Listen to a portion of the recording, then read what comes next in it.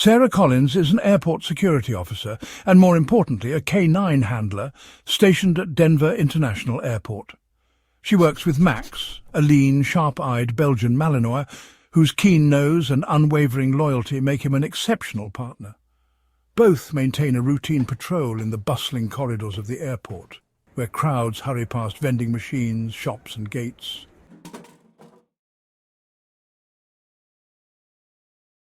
One day everything changes when Max abruptly halts at a seemingly ordinary snack machine, barking with uncharacteristic urgency. Curious onlookers see nothing out of the ordinary, yet Sarah trusts Max's instincts, and despite a colleague's doubts, she demands airport maintenance open the machine's panel. To everyone's horror, inside, they find a hidden compartment where a dehydrated 4-year-old girl is trapped. Sarah rushes to comfort the terrified child, while Max stands guard, tense and watchful. It becomes clear this is no ordinary crime. Sarah orders the area cordoned off and calls for medical aid, her gut already telling her there is more to discover.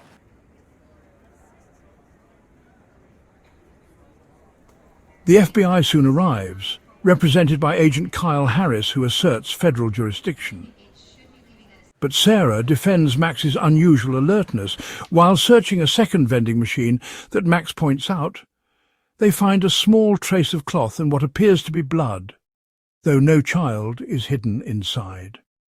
This discrepancy suggests the traffickers may have moved someone before security arrived, heightening Sarah's sense of urgency. With the FBI's blessing, she and Max check airport surveillance footage and identify a suspicious man wearing a maintenance uniform and black latex gloves, pushing a cart near the machine at odd hours. In short order, they learn he is David Langley, a temporary maintenance worker.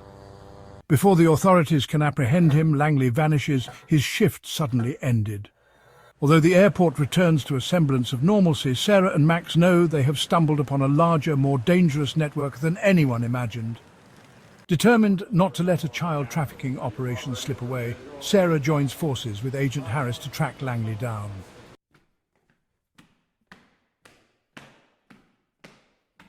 Max's acute senses lead them into a little-used service tunnel beneath the airport. There, after a tense chase in the dim, echoing corridors, Max tackles Langley, pinning him to the ground. Langley protests that he didn't know what they were really doing, but Sarah isn't convinced. Under interrogation, he reveals enough. There is a plan to move more children hidden in these bizarre, claustrophobic compartments to another airport, Dallas-Fort Worth, by nightfall. Realizing that time is short, Harris and Sarah coordinate with the Dallas FBI office. Sarah and Max fly out immediately, working with local agents to locate suspicious trucks and cargo areas believed to house more trafficked children.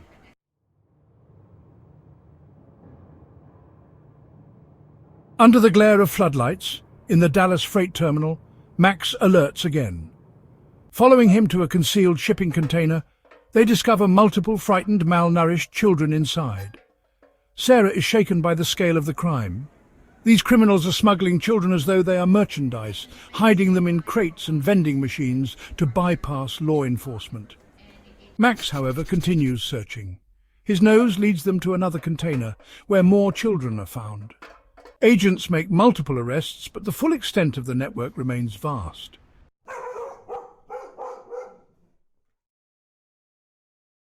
When Sarah returns to Denver, she and Max receive acclaim. Both local police and national media label the pair heroes, their pictures splashed across news reports. A formal ceremony at Denver Police Headquarters honors Sarah's courage and Max's remarkable work. The police chief lauds them for stopping a trafficking operation and saving innocent lives. Even so, Sarah remains haunted, convinced that there must be other covert compartments in other airports around the country. Agent Harris admits they have numerous leads to pursue. This operation, though major, is likely just one piece of a much bigger puzzle.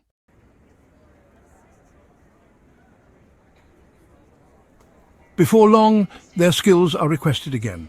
Another airport, this time Chicago O'Hare, reports a disappearance matching the same unsettling pattern. A missing child last seen in a busy concourse, suspicious late-night freight shipments, and fleeting camera images of a uniformed figure lingering near storage areas. Sarah and Max fly to Chicago, reuniting with Harris.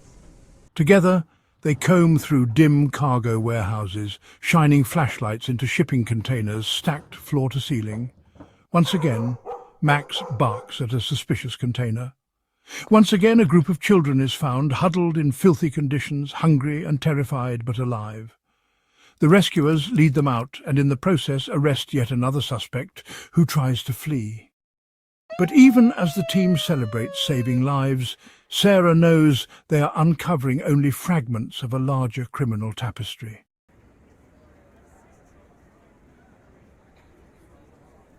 Throughout these missions, the relationship between Sarah and Max grows stronger. Max's unwavering focus in life-threatening moments, along with his gentler side when comforting rescued children, underscores the emotional core of their partnership. Sarah repeatedly acknowledges that without Max, these kids might never have been found, or might have died sealed inside perfectly normal vending machines and shipping containers. Each rescue increases Sarah's determination to continue, even as exhaustion sets in.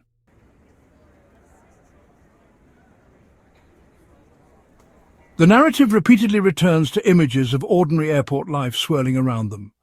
People rushing for flights, inattentive to the hidden horror.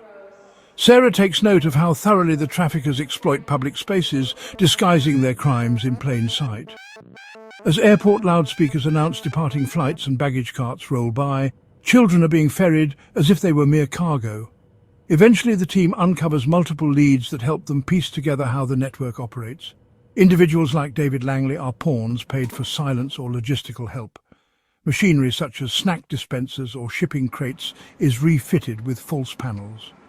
The children are kept in dreadful conditions, often dehydrated and disoriented, left to wait for clandestine transfers from one city to another.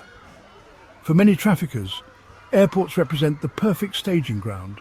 Heavy daily traffic, constant movement, and large service areas rarely noticed by the public. Over time, small victories accumulate.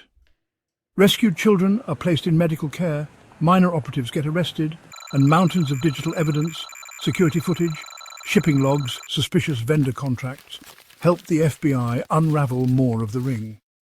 Sarah and Max become recognized faces in the law enforcement community, known for their uncanny ability to sniff out hidden threats. Yet Sarah's sense of responsibility expands every time she sees another frightened child's face. She wonders how many she cannot save in time.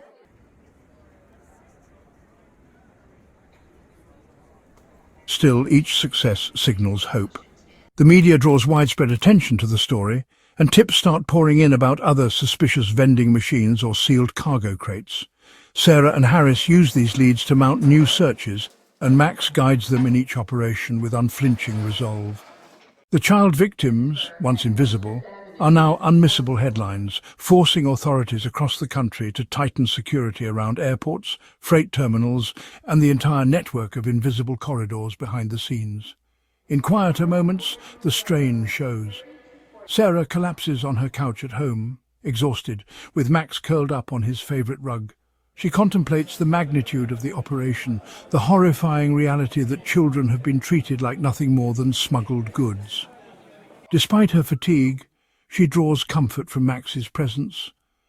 Each time she closes her eyes, she remembers the trembling hands of the little girl in Denver, or the small voices whispering in the darkness of the Dallas containers. Those memories steel her resolve. Occasionally there are bright spots, such as the official ceremony in Denver. Sarah, wearing a crisp uniform, stands by Max, who wears his newly awarded K9 medal. The police chief praises them, and the room erupts in applause. Cameras flash, thankful parents approach. Yet Sarah's mind lingers not on the accolades, but on the next assignment. After stepping outside, she and Harris talk, acknowledging they have no illusions about the scale of the fight. The ring in Denver and Dallas might be crippled, but criminals adapt. So must they.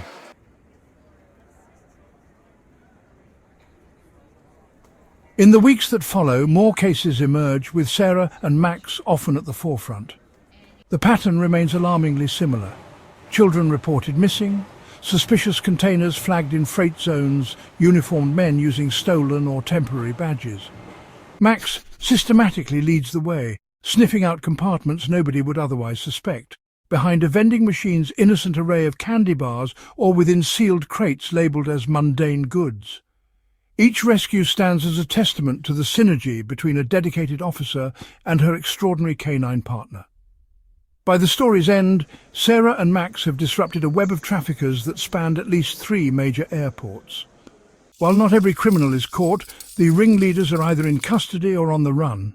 More importantly, numerous children, once invisible in hidden compartments, have been saved from unimaginable suffering.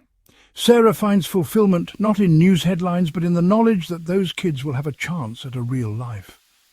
Standing under the harsh fluorescent lights of another airport, she looks down at Max, who stares back confidently. There is a silent promise between them.